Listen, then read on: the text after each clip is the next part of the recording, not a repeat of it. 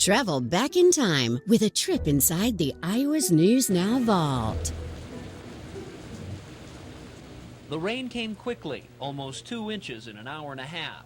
The runoff filled low-lying streets. The water was a couple feet deep at 8th Avenue and 3rd Street Southeast. Crossing this intersection was like fording a stream. No problem for the big rigs, a different story for a compact car. It had to be pushed to higher ground. A city crew was called in to clear debris from storm sewers. That seemed to do the trick.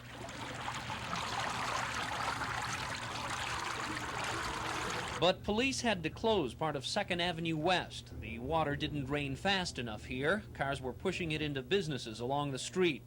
If you wanted to work your way west, you did it on foot.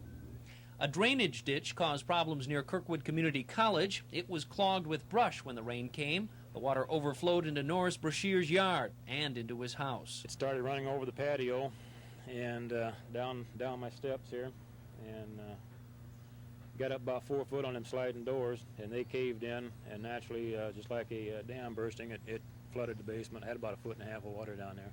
It ruined, I'm sure it ruined all the furniture and appliances and stuff. But it's just one of those things, I guess. Chris George, 2 Action News, Cedar Rapids.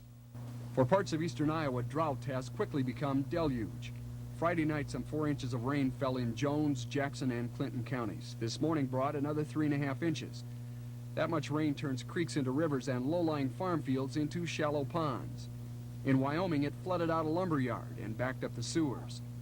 Warren Johnson, a soil conservation man from Jackson County, has been getting reports all day of flooded fields and washed-out terraces. Until about a week ago, the problem for farmers here was a lack of rain.